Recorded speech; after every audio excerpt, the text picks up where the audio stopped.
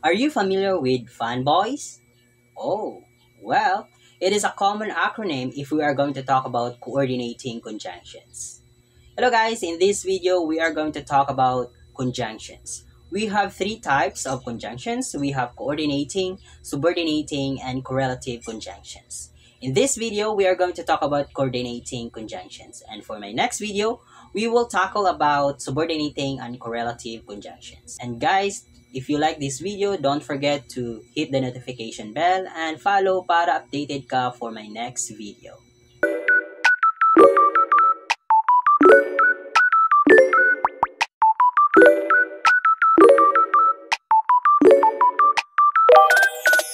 Ano nga ba ang conjunctions? Conjunctions are words used to connect words, phrases, or clauses within a sentence. In Tagalog, conjunctions are called pang-ugnay.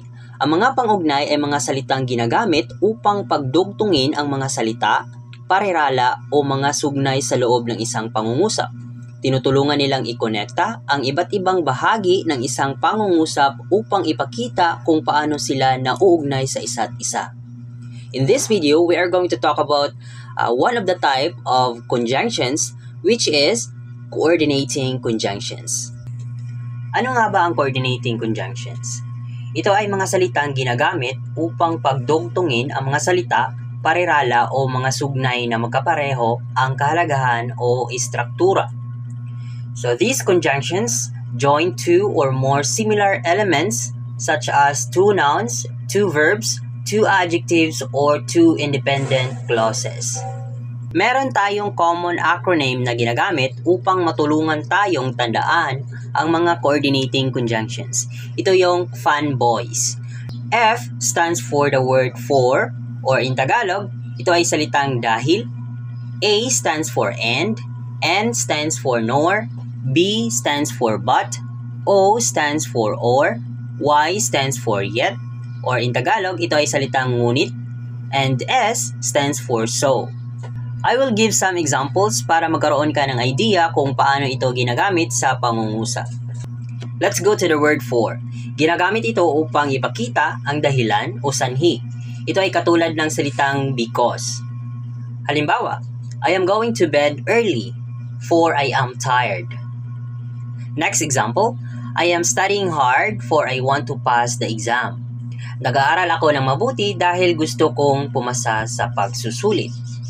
Let's go to the word and. Ginagamit ito upang magdagdag ng isang idea sa isa pang idea. Halimbawa, I want to go to the park and play basketball. Another example, she likes to read books and watch movies. Another conjunction, the word nor. Ginagamit ito upang pagsamahin ang dalawang negatibong idea. Halimbawa, he doesn't like pizza, nor does he like pasta. Another example, he doesn't like apples, nor does he like oranges. Let's go to the word but. Ginagamit ito upang magpakita ng pagkakaiba o kontradiksyon. Halimbawa, she likes coffee but he prefers tea. Another example, I want to go to the park but it's raining. Another conjunction, the word or. Ito ay ginagamit upang magbigay ng pagpipilian. Halimbawa, would you like tea or coffee? Another example, should I call you now or later? Let's go to the word yet. Ito ay ginagamit upang magpakita ng kontradiksyon o hindi inaasahang resulta.